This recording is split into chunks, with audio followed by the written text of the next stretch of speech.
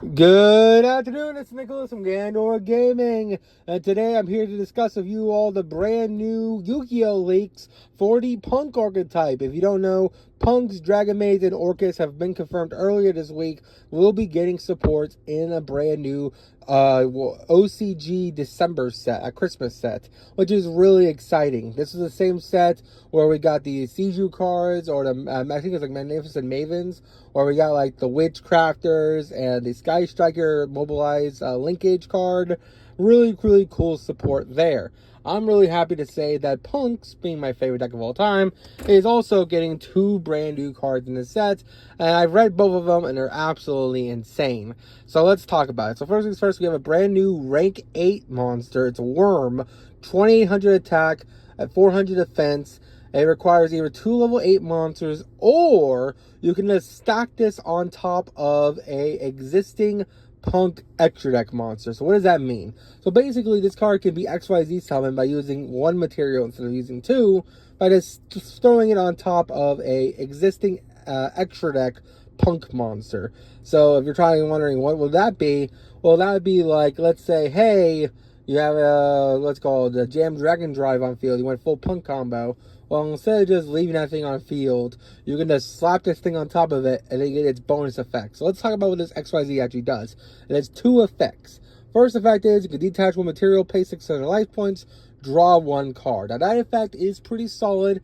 It's not the best thing in the world though. I was hoping it would be a searcher, but whatever. So the idea here is that basically in the P.U.N.K combo, you not only are you searching like 5 times, but you're also drawing 2 with Jam Dragon Drive's field spell, which is pretty awesome. So you don't know, Wagon searches the field spell, Extreme Session, and Extreme Session in the course of your turn draws you 2 cards. Well, now in the combo, you can draw 3 cards just off the P.U.N.K combo.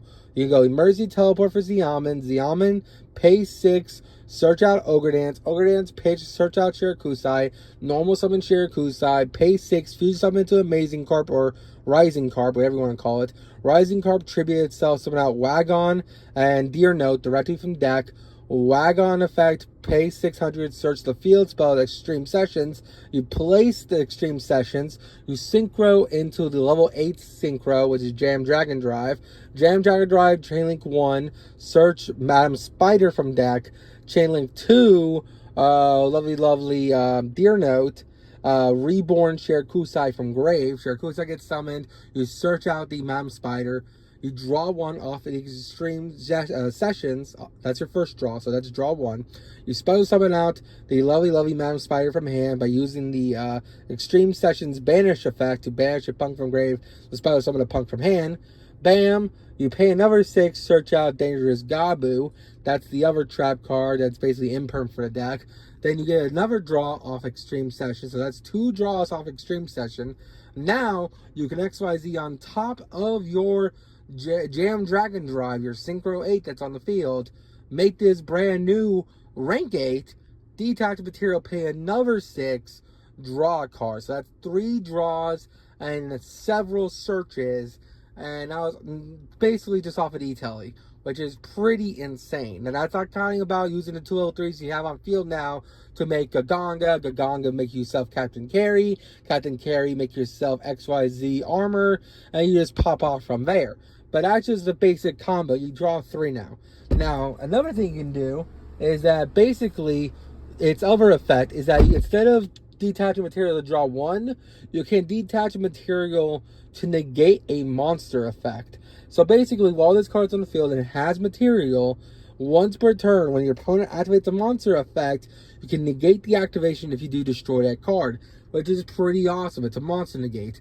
Not to mention, if you're playing like Horus in your deck, making it a level 8 is pretty easy before you make 5 summons, meaning this card basically stops Nibiru if you're playing the Horus package.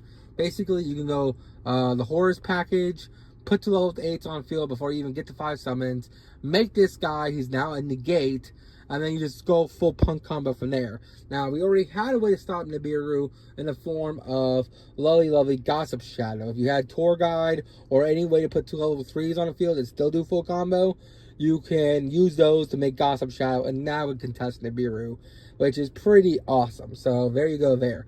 I'm really happy about this card. Part of me wishes we get a rank 3 still. I was making a whole video this week about what punks deserve, what they need to get. And as much as I do love this level 8, this rank 8 monster, I do wish we got a new rank 3 to go with it. But I think the new main deck monster is still pretty insane. So let me talk about what I wish I wanted. What I was hoping for is that we got a new Captain Carry like XYZ that can bridge any two level 3s into the Punk combo. Because right now, Punk's Gold Pride and Goblin Bikers are like a mixed archetype. Like they work together really, really well because any two level 3s is full Punk and Gold Pride combo plus XYZ armor combo. But the issue right now is that if you open a hand that is just level 3 extenders or just ways to get into Gaganga and things like that, and you have no access to the punks, without like drawing into them throughout the combo, you just will not have punks for the rest of that turn, which kind of sucks. Like, don't get me wrong, you could still end on some really nasty boards with just the Gold Pride and the Goblin Biker and the XYZ armored stuff. But it'd be really cool if Konami gave us a way to bridge the Goblin Biker combo into the Punk combo. I think that's the one thing holding back the punks, is that the archetypes do feel really good together. Like, the punks can bridge into the Gold Pride, into the Goblin Bikers, but the Goblin Bikers and the Gold Pride cannot bridge into the punks, which is my only gripe with the archetype right now. Now, we also got to do main deck monsters. It's a new Sea Serpent, not a Psychic, new Sea Serpent level 8 monster, which is pretty awesome. Basically, what this monster does is that you can banish a punk from hand or graveyard, special summon itself. Then, basically, you can pay 600 life points to special summon a punk monster from grave or deck as long as it's not level 8. That is a pretty insane effect. Basically, it's a brand new monster for the deck. And it's pretty insane, honestly. I'm not going to lie to you. It can kind of just do anything. Like, this new main deck monster is just, like, basically our way to play through hand traps. Like, besides Droll, of course, because Droll kind of always cooked this deck, we basically can play through everything now. We can just stop anything in our tracks because, basically, let's say we go Ogre Dance, they go Ash, cool, we have this guy in hand. Banish the Ogre Dance from grave, special summon out this guy.